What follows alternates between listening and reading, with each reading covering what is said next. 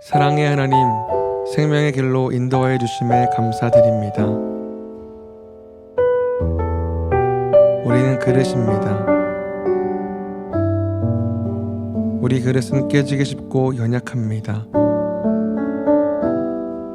이런 우리에게 하나님의 생명의 기운을 담아주셔서 감사합니다.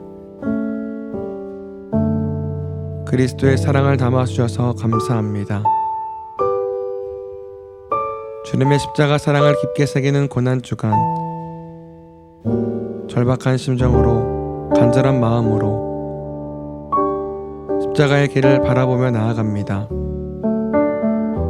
이 땅 가운데 십자가의 길을 허락하신 하나님 아버지의 마음을 더욱 알게 하여 주시옵소서. 그리하여 하늘을 담은 그릇인 우리가 땅에 있는 것을 담기 위해서 애쓰고 노력함이 아닌 하늘을 담기 위해 애쓰고 노력하는 인생이 되게 하여 주시옵소서. 하늘을 담은 그릇으로 하나님 나라를 위하여 쓰임받는 인생이 되게 하여 주시옵소서. 예수님의 이름으로 기도드립니다. 아멘.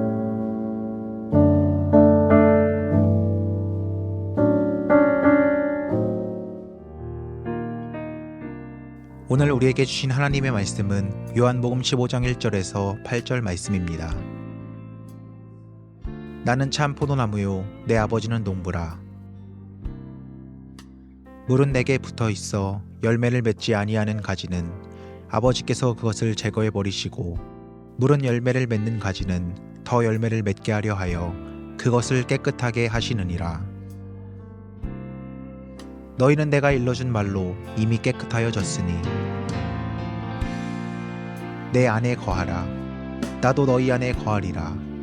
가지가 포도나무에 붙어있지 아니하면 스스로 열매를 맺을 수 없음같이 너희도 내 안에 있지 아니하면 그러하리라. 나는 포도나무요 너희는 가지라. 그가 내 안에 내가 그 안에 거하면 사람이 열매를 많이 맺나니 나를 떠나서는 너희가 아무것도 할 수 없음이라. 사람이 내 안에 거하지 아니하면 가지처럼 밖에 버려져 마르나니 사람들이 그것을 모아다가 불에 던져 사르느니라. 너희가 내 안에 거하고 내 말이 너희 안에 거하면 무엇이든지 원하는 대로 구하라. 그리하면 이루리라. 너희가 열매를 많이 맺으면 내 아버지께서 영광을 받으실 것이요 너희는 내 제자가 되리라. 오늘 이 말씀에 많은 은혜 받으시기 바랍니다.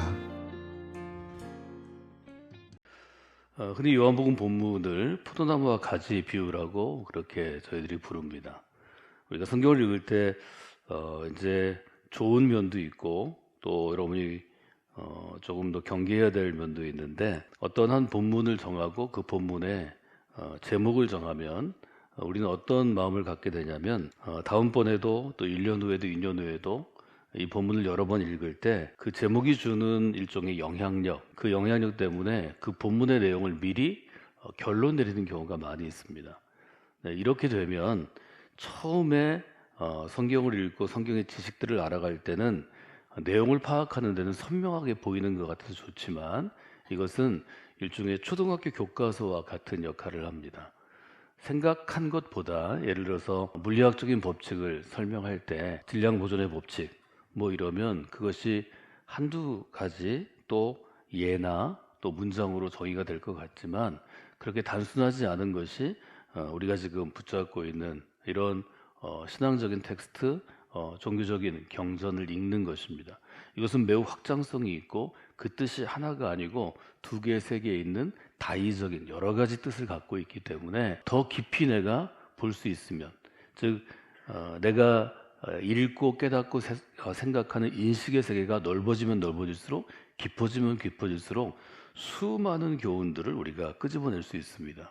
그러니까 제가 똑같은 본문을 가지고 다양한 주제와 다양한 스토리로 여러분에게 여러 번 설교할 수 있는 것처럼 여러분들이 성경을 읽을 때도 그렇게 된다는 거죠. 그래서 제목을 붙이는 이점이 물론 있지만 여러분들이 성경을 평생토록 읽고 또 좀 더 깊이 묵상하는 그리스도인이 되기 위해서는 그 제목으로부터 좀 자유로워질 필요가 있습니다. 지금 우리가 읽은 이 요한복음 본문은 포도나무와 가지로 이렇게 딱 되어 있는데요. 예를 들면 쉽게 이 제목만 보고도 우리가 교훈을 유추해낼 수 있습니다. 생각해낼 수 있습니다. 포도나무도 때가 되면 열매를 맺어야 되는데 열매를 맺지 못하면 쓸모없으니까 이것은 베어서 땔감으로나 사용하고 열매 맺지 않는, 말하자면 소출이 없는, 생산이 없는 나무기 때문에 버려지는 게 마땅하다. 뭐 이건 굳이 성경에 있지 않아도 우리가 쉽게 좀 생각할 수 있고 평균적인 사람이라면 얻을 수 있는 세상의 교훈과 다를 바 없습니다. 과연 그 이야기를 하려고 예수님이 예수님의 가르침, 예수님이 설교하실 때 또 가르치실 때 제자들에게 얘기하셨을까? 이건 너무 단순하죠. 그렇기 때문에 본문의 초점이 포도나무 가지에만 있는 것이 아니라는 것을 좀 봐야 합니다. 전통적인 해석, 전통적인 해석들을 설교하는 것, 그것들을 쓴 글들을 읽는 것이 여러분에게 도움이 될 때는 초보적인 신앙일 테고, 여러분들이 점점 성장해서 더 깊이 있게 신앙생활할 때는 오히려 그것들이 방해가 될 때가 있습니다. 그런 점들을 여러분들이 한번 생각하시면서 이 본문 가운데로 나아가면 좋을 것 같습니다. 본문의 초점을 포도나무와 나무의 관계에 두어서 이해하면 우리의 신앙, 그리스도교 신앙이라고 불리는 기독교 신앙을 한쪽 면으로만 치우치게 볼 수 있습니다. 예를 들면 이렇게 설명할 수 있습니다. 여러분이 포도나무 묘목을 심어놓고 이렇게 명령할 수 있습니다. 내가 명하노니, 주인으로서 내가 명하노니 포도나무는 가지 안에 거하고 가지는 포도나무 안에 거해야 한다. 그리고 풍성한 포도 열매를 맺어야 한다. 여러분이 이렇게 주인으로 포도나무 묘목을 예를 들어 구입해 와서 사와서 여러분이 심을 땅을 여러분이 좀 골라내고 이렇게 명령했다고 포도나무 스스로가 노력하고 가지 스스로가 노력해서 풍성한 열매를 맺을 수 있는가? 이렇게 한번 물어보시면 좋을 것 같습니다. 포도나무의 노력으로 혹은 포도나무와 가지에 협력하는 노력으로 열심히 수고하고 애써서 몇 달 지나가면 우리가 늦여름에 포도 열매가 주렁주렁 열려서 먹을 수 있을까? 포도나무가 아무리 애를 써도 스스로 열매 맺지 못하는 것입니다. 가지가 아무리 애를 써도 스스로 열매 맺지 못합니다. 좋은 열매를 맺도록 돕는 존재가 반드시 있습니다. 그래서 1절에 보면 나는 참 포도나무요 내 아버지는 농부라 하는 것을 보게 됩니다. 포도나무와 가지, 우린 예수님과 예수님과 제자, 예수님과 교회 공동체 이것만을 생각하기 때문에 그 점을 굉장히 중시하고 실제로 중요하지만 더 중요한 것은 농부의 존재입니다.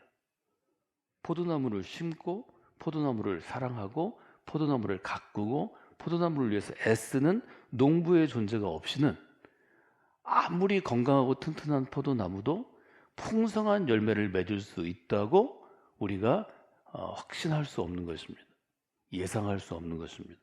그래서 포도나무 가지의 관계뿐만이 아니라 지금 본문에서 1절에서 얘기하는 것은 포도나무와 농부의 관계가 먼저입니다. 여러분이 아시는 것처럼 우리의 신앙은 기독교로 불리면 그리스도교입니다. 그리스도교에 초점을 두고 그리스도께서 중심이 되는 일종의 종교 시스템을 이루고 있습니다. 그리스도에게 집중하고 있는데 그리스도는 홀로 존재하는 존재가 아닙니다. 그리스도는 하나님으로부터 말미암은 존재입니다. 하나님과 그리스도의 관계를 모르고는 그리스도와 우리의 관계 혹은 그리스도와 교회의 관계도 이해하기 어려운 거죠.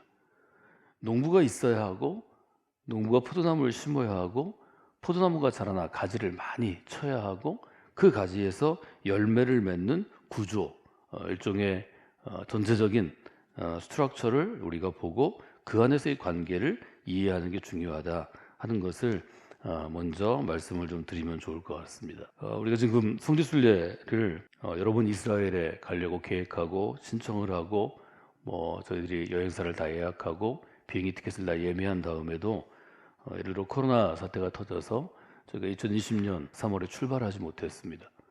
그러고 나서 아직 이제 이스라엘 현지 사정들이 개인적으로 가는 사람들은 지금 가고 있지만 단체적으로는 의견들이 갈려서 아직 재개하지 못하고 있는데요. 이스라엘에 가보시면 우리처럼 눈을 돌아보면 온통 초록색 물결이 있는 그런 땅이 아닙니다. 그러니까 평지는 되도록 그들이 먹을 농산물 재배에 이용하고 포도원은 산지를 이용해서 조성되었다고 보는 것이 대체적인 일종의 견해입니다. 물론 높은 산이라는 얘기가 아니고요. 이스라엘 그렇게 높은 산이 별로 보이지 않습니다. 그래서 산지에 포도나무를 심어야 되는데 상식적으로 볼 때 포도나무 묘목을 심기 위해서는 포도나무를 심을 수 있는 조건을 만들어야 합니다. 어제 저희가 이사야 5장을 읽었는데요. 이사야 5장을 읽은 이유가 있습니다. 그것은 예수님이 사용하신 포도원, 포도나무, 또 가지, 열매, 농부의 비유가 이스라엘 사람들에겐 친숙했기 때문입니다. 5장 2절에 보면 포도원을 만드는 과정을 짧게 이렇게 설명합니다. 땅을 파서. 그냥 심을 수는 없다는 거죠. 땅을 골라내야 합니다. 일구어내야 합니다. 그래야 거기에 씨앗도 심고 나무도 심을 수 있고 뿌리가 자랄 수 있는 환경을 조성하는 거죠. 땅을 판다고 되는 게 아니죠. 우리가 마음의 정원을 가꾸는 사람이라는 주제로 그리스도인의 영성생활에서 얘기할 때 크고 작은 돌들이 땅에는 늘 있습니다. 여러분이 한번 땅을 파보시면 정말 돌이 많이 나옵니다.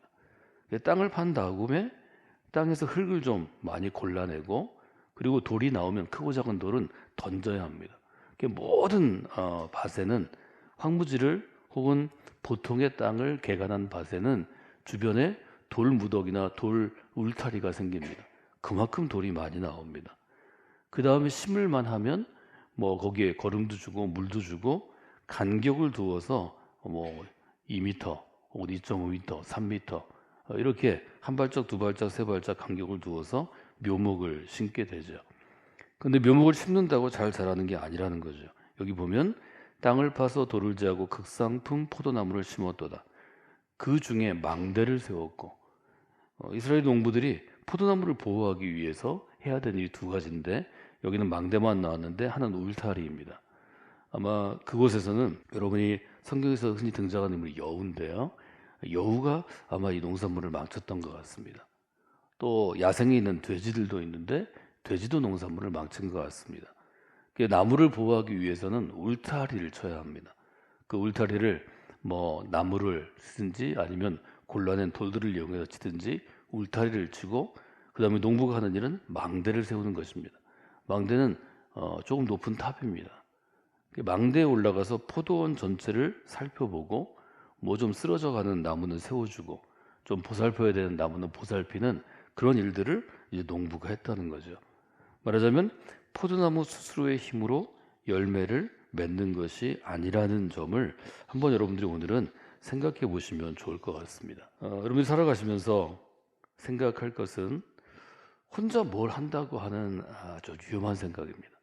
나는 나 혼자 노력해서 여기까지 왔어. 나는 내가 노력해서 이렇게 사업의 자리를 잡았어. 난 내가 혼자 공부해서 이 대학에 들어갔어. 이런 말을 하는 사람들을 사실은 생각보다 자주 만납니다. 여러분 그것은 인간이 갖고 있는 근본적인 생각인데 성경적으로 보면 우리가 믿음의 눈으로 보면 그것은 다른 모든 것들 하나님이 내 곁에 주신 존재들을 인정하지 않고 자기만을 생각하는 매우 이기적인 생각이고 이런 사람은 대부분 큰 실패를 경험할 수밖에 없고 이런 사람은 주변과 관계가 좋지 않습니다. 왜냐하면 내가 해서 하기 때문입니다. 나만 할 수 있기 때문입니다. 나 혼자 이룬 것이기 때문입니다. 이런 사람은 돕는 사람들이 얼마나 수고하는지를 잘 알아주지 못하고 보상도 하지 않습니다. 예를 들어서 이런 자녀를 키우시면 여러분 노년에 큰 어려움 겪습니다. 부모는 부모의 역할이 별로 없다고 생각합니다. 부모는 나를 위해서 해준 게 없는데 내가 똑똑하고 내가 잘해서 여기까지 왔다는 아이들을 많이 만나게 됩니다. 여러분 이런 아이들을 기대하지 마시기 바랍니다. 부모가 만약에 그런 사람이면 아이들이 또 어렵습니다. 마찬가지로 우리의 종교적인 태도에도 이런 문제가 있습니다. 포도나무 스스로 열매를 맺고 자신을 구원해야 한다. 그런 생각을 갖고 있다면 이것은 종교학적인 용어로는 자력구원이라고 볼 수 있습니다. 자력구원의 아주 대표적인 종교가 사실은 불교입니다. 우리나라는 정확히 따지면 1700년 정도 불교의 영향을 받은 나라입니다. 한국의 종교적인 태도, 우리가 갖고 있는 종교적인 태도의 상당 부분이 이런 불교의 영향이 있습니다.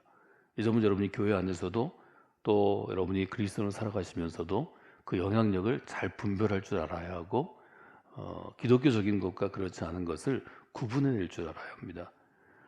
불교에서 아주 근본적으로 생각하는 것은 이 세상의 일종의 근본 원리인데, 불교는 세상을 창조하셨다든지 인간을 만드신 존재를 인정하지 않습니다. 존재하지 않는 것입니다. 불교에 생각하는 인간은 자기 업으로 태어난 존재입니다.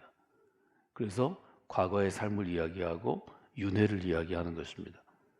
그래서 인간은 어떤 전능한 존재, 인간 아닌 우리가 얘기하는 하나님과 같은 신적인 존재의 도움을 받아서 구원받는 게 아니고, 인간은 업으로 태어났고 그 업이 우리의 존재를 결정하기 때문에 스스로 구원해야 할 존재입니다. 스스로 깨달아야 하고 스스로 부처가 돼야 합니다.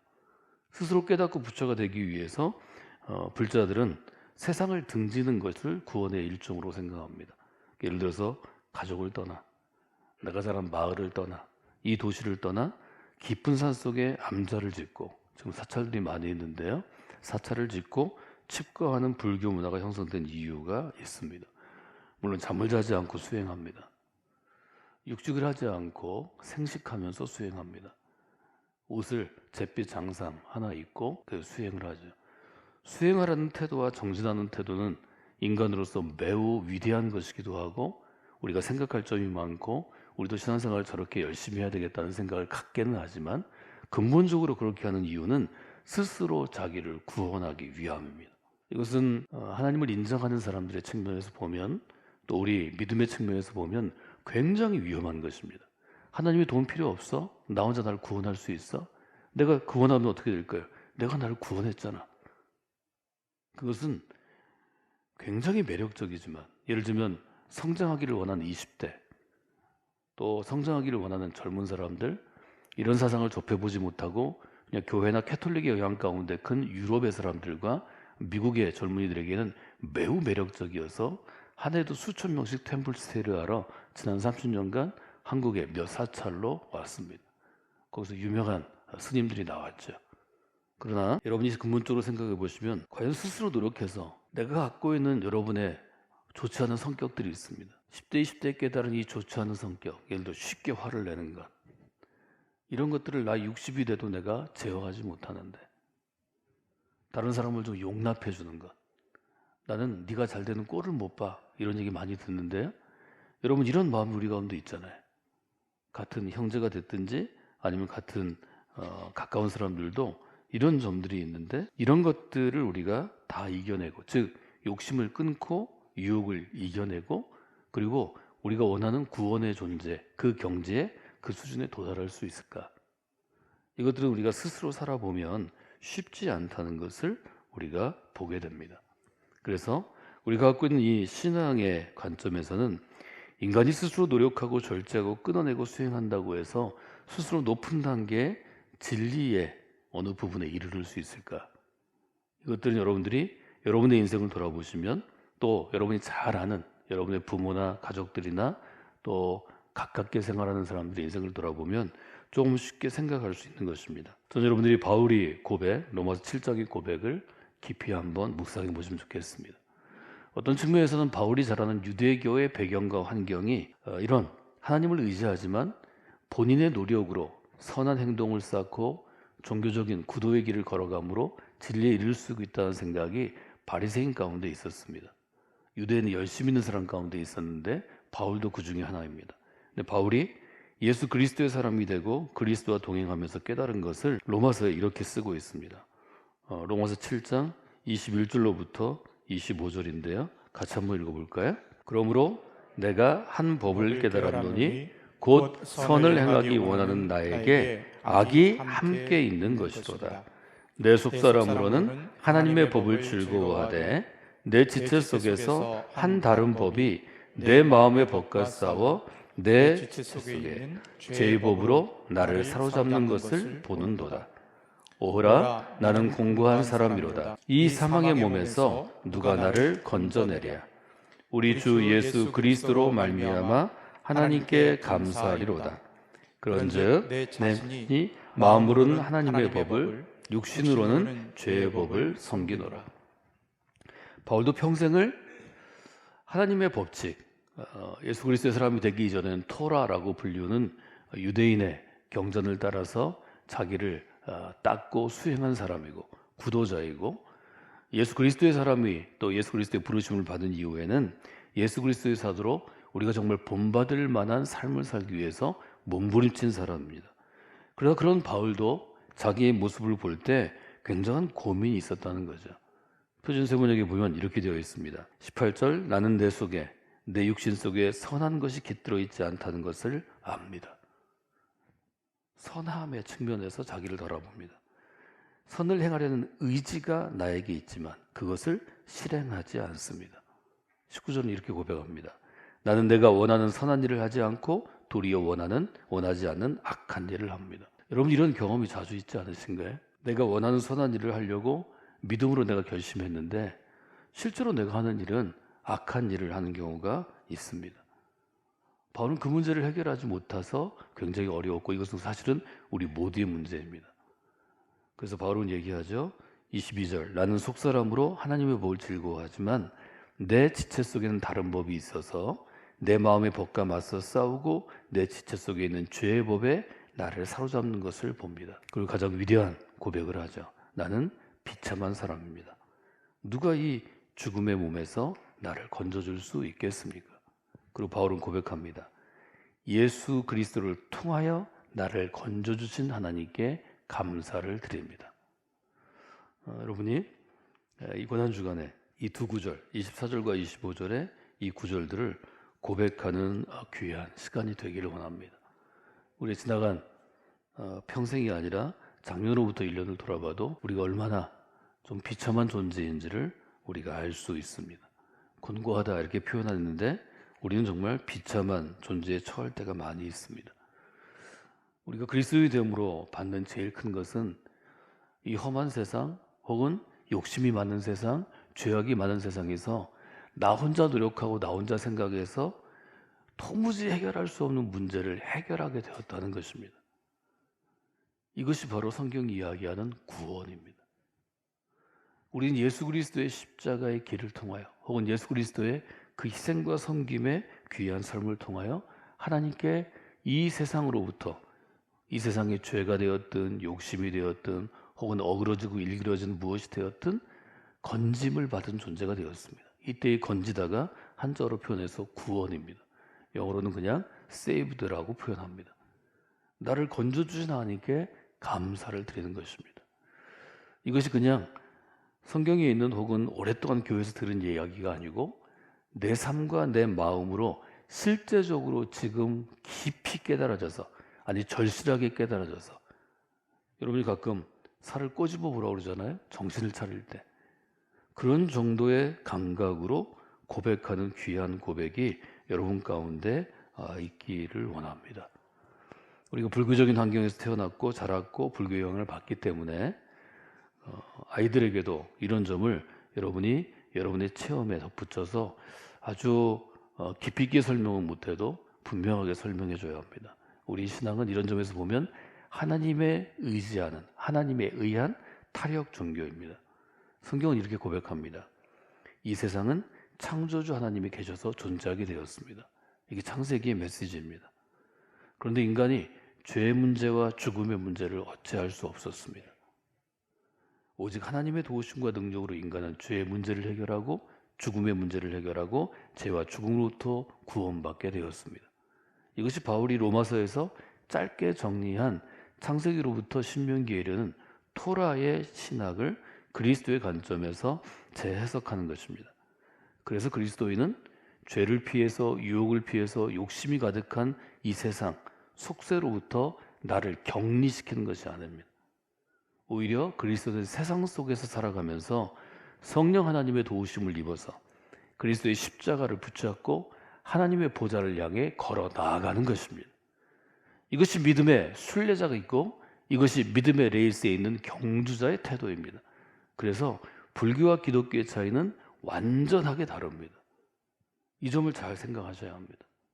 때때로 종교학에서 수업할 때 대부분의 교수들이 첫 시간에 그런 얘기 많이 합니다.